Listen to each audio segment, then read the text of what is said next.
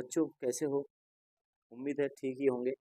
तो आइए व्याकरण की इस क्लास में अगली श्रृंखला में हम आज पढ़ते हैं शब्द भेद। तो आप जो भी हम शब्द पढ़ते हैं, आप समझते हैं वो जो कोई ना कोई अपने आप में शब्द है और इस शब्द के हम भेदों को पढ़ेंगे और इस तरह शब्द भेदों को हम संक्षेप में जानेंगे कितने शब्द होते हैं और इनकी प्रत्येक की परिभाषा। तो इस तरह शब्द भेदों की इस श्रृंखला में आइए सम पढ़ते हैं। और जो मेरे चैनल पर पहली बार हैं तो कृपया इसको सब्सक्राइब करें और आप मेरे अधिक वीडियो देखने के लिए चैनल पर विजिट करें। तो चलिए इन शब्दों भेद के बारे में जानिए। तो शब्द देखिए, सबसे पहले ये शब्दों को समझिए। शब्द क्या है? जो एक अभिशिरो रेखा के अंदर जो शब्द लिखा जाता है उसे हम शब्द कहते हैं। शब्द की परिभाषा नहीं आती है, उस शब्द पूछा जाता है ये कौन सा शब्द है, संज्ञा है, सर्वनाम, विशेषण, क्रिया। तो शब्द के भेद अलग अलग होते हैं। पहले शब्द को जानो। जो वर्णों का समूह होता है, सार्थक शब्द समूह, वर्णों को क्या कहते हैं? इन्हें हम शब्द कहते हैं। किसी का कोई अर्थ देता है वो। जैसे राम लिखा है, एक मिनट, राम ने, अब ने कहा है तो ये भी अपने आप में एक शब्द हो गया। और ये कौन सा शब्द है, इसी को हम जानेंगे कि ये प्रत्येक शब्द क्या होते हैं।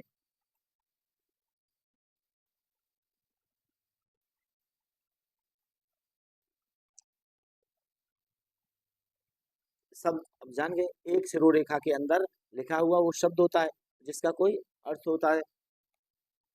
और वाक्य किसको कहते हैं? वाक्य आप जानते हैं, ये जैसे राम प्रतिदिन विद्यालय जाता है, ऊपर है ये। तो इसका मतलब क्या है? ये सार्थक शब्द है इसके अंदर। राम है, एक प्रतिदिन है, और एक विद्यालय, एक जाता है।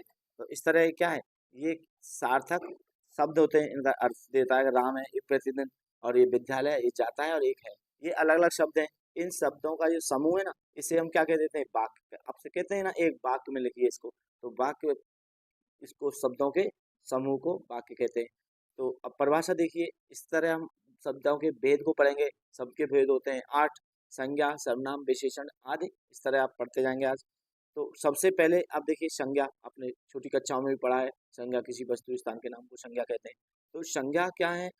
परिभाषा देखिए। जिस शब्द से व्यक्ति, जैसे कोई शब्द लिखा हुआ है, उससे हम ये जाने क्या है कि या किसी व्यक्ति का नाम है। व्यक्ति का नाम, जितने भी नाम है आपसे लेके जो भी है, राम श्याम। तो वस्तु, वस्तु जितनी भी हम वस्तु देखते हैं, टेबल, मेज, कुर्सी, पेन, कलम, जितनी वस्तु, तो वो वस्तुओं के नाम ध्यान रखना। व्यक्ति, वस्तु और स्थान, महत्वपूर्ण ही चारों चीजें। स्थान में आप दिल्ली शहर, आगरा, मथुरा, कलकत्ता, मुंबई वगैरह, ये सब, ये सारे शहर स्थान के नाम। गांव का नाम है, वो भी क्या है? संज्ञा है। प्राणी, प्राणी में ये जीव आ गया। व्यक्ति तो अकेला है, व्यक्ति में जुड़ गया। प्राणी में जानवर, पशु हो गया, बिल्ली है, कुत्ता, बंदर, घोड़ा, शेर, जितने भी प्राणी हैं वो। अथवा, अब भाव पे आइए। भाव क्या होता है?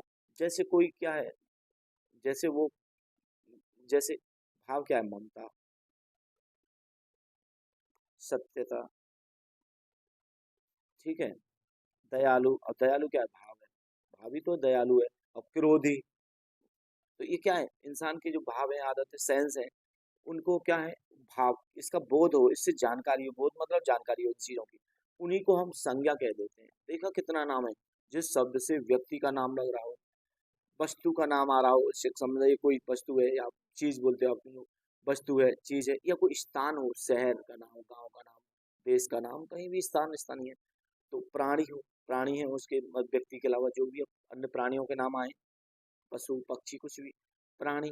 अथवा भाव, भाव के रूप में आएंगे। क्रोधी, दया आ गई, हर्ष, हंसना आ गया।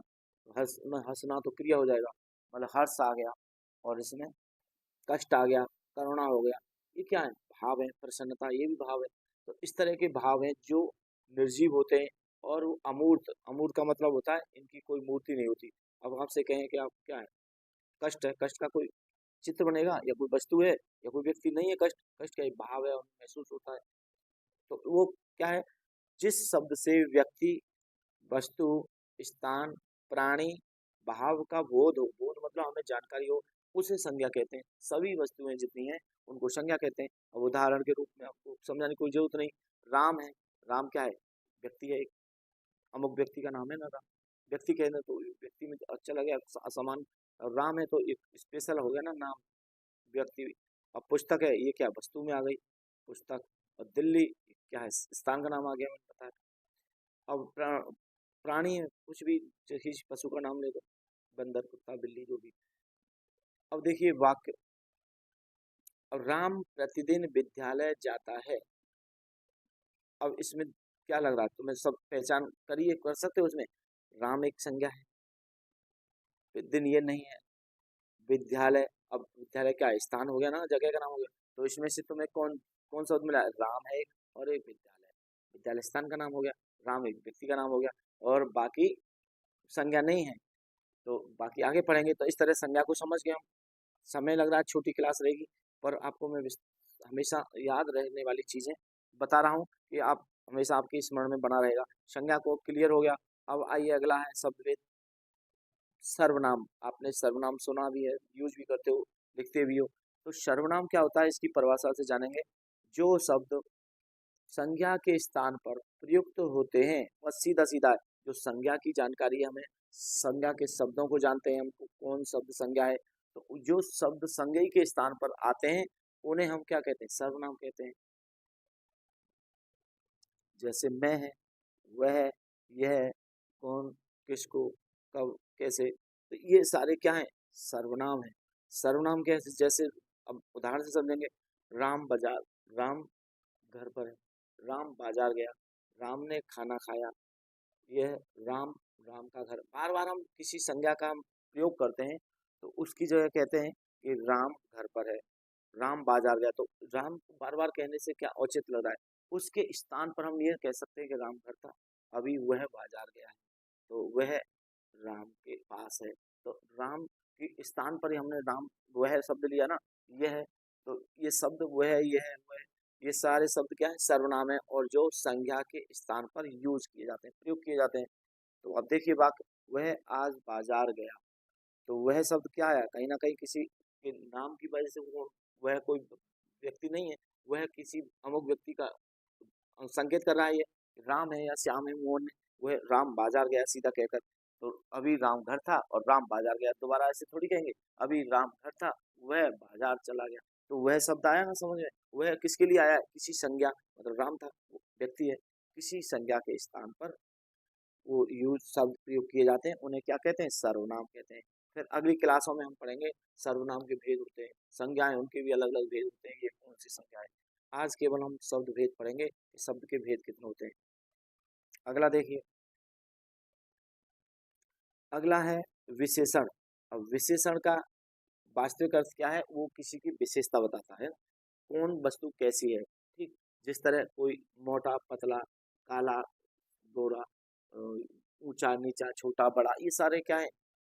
मीठा है, सुंदर है, कड़वा है, तीखा है, जितनी भी उस संज्ञा की क्या है?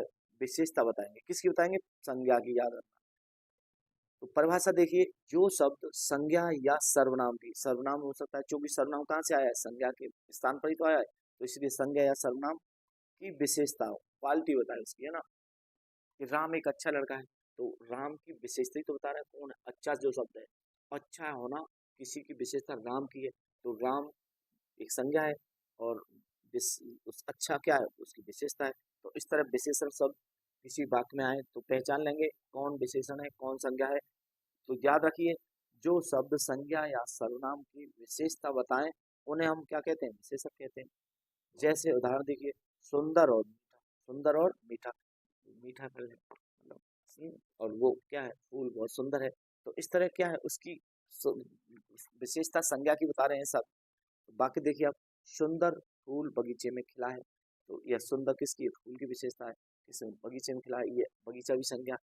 तो सुंदर फूल, केवल यहाँ फूल की विशेषता सुंदर दिख रहा है, तो सुंदर एक विशेषण शब्द हुआ।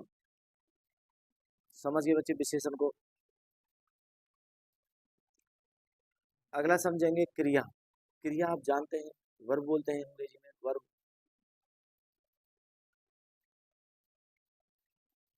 वर्ब क्रिया, कर्ता, क्रिया, कर्म और ट्रांसलेशन नर्म, ये कहावत आप कहते हैं ना अंग्रेजी।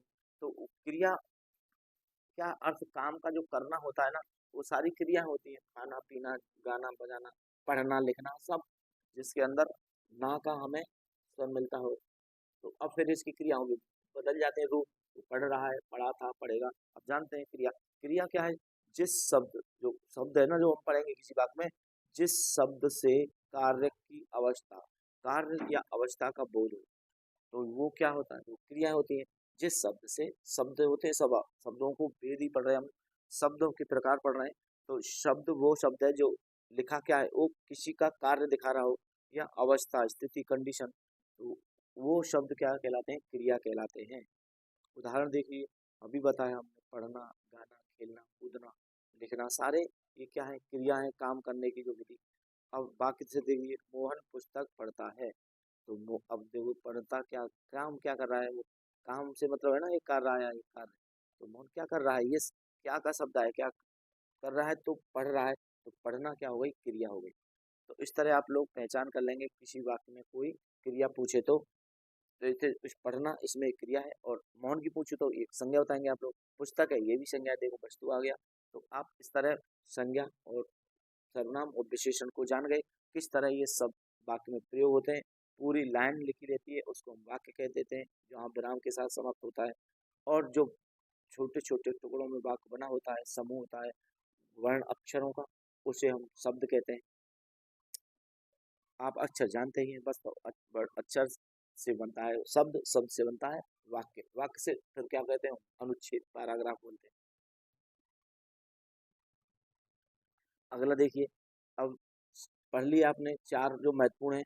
अब अगले चार देखिए, संज्ञा, सर्वनाम, क्रिया, विशेषण पढ़े हैं आपने। अब अगले चलते हैं क्रिया विशेषण। इसमें देखिए दोनों चीजें हुई, क्रिया भी जान गए और विशेषण भी जान गए। ऐसे जो शब्द होते हैं जो क्रिया और विशेषण के रूप में प्रयोग होते हैं, ठीक है। अब क्या करें, वो विशेषण का शब्द देखिए, विशेषण क्या होता है, राम अच्छा लड़का है, तो राम की विशेषता का बता रहा था, अच्छा शब्द है ना, अच्छा लड़का है।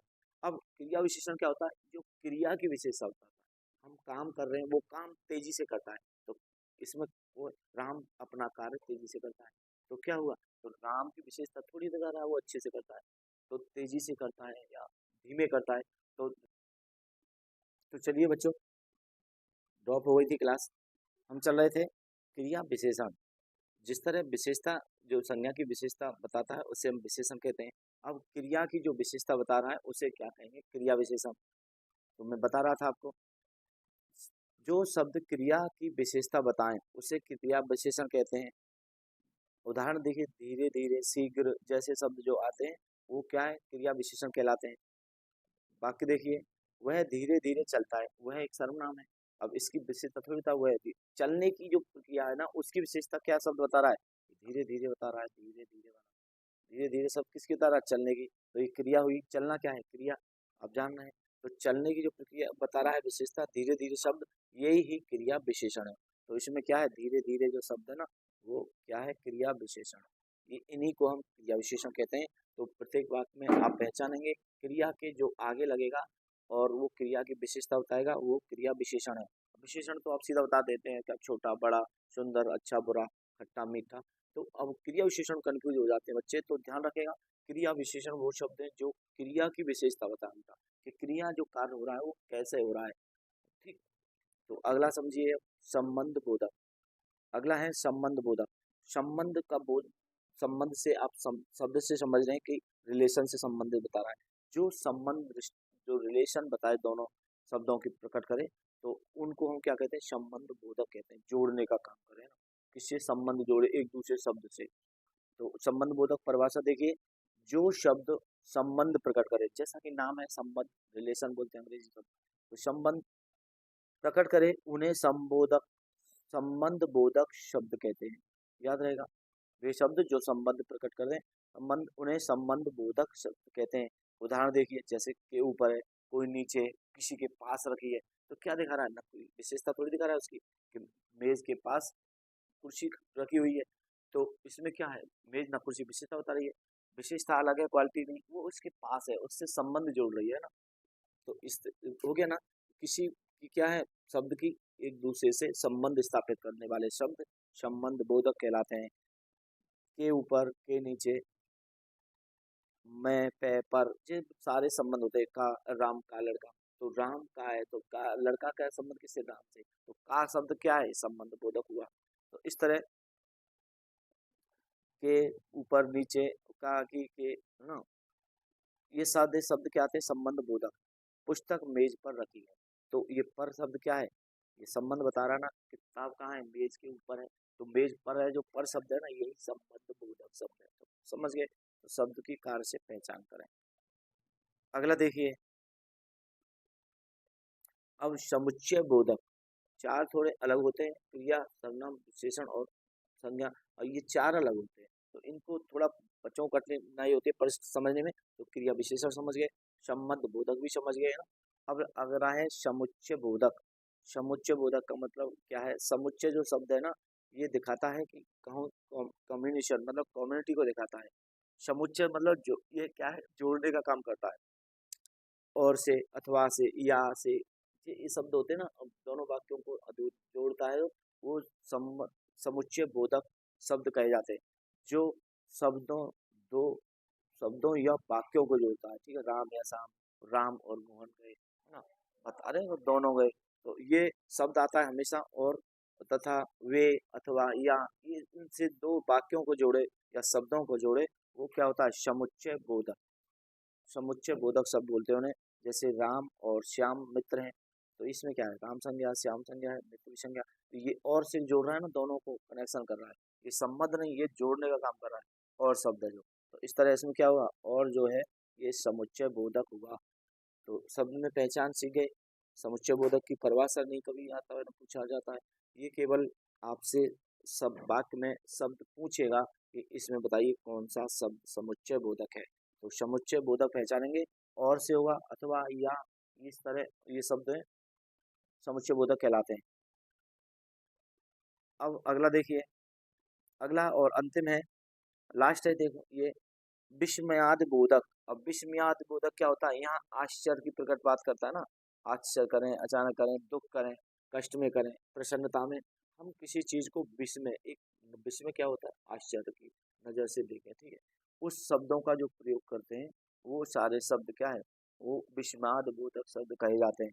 परिभाषा देखिए, जो शब्द मन के भाव को प्रकट करे, आपकी भावना निकल आए, तो इस समय खुश रहते हैं, खुशी की भावना, दुख के समय आश्चर्य की बात, दुख के समय दुख की भावना, आश्चर्य की भावना, हाँ, तुम कुछ जो अपने भाव प्रकट कर रहे हो, उन भावों को प्रकट करने वाले जो शब्द हैं, वो सारे विस्मयाद बोधक बोलते हैं।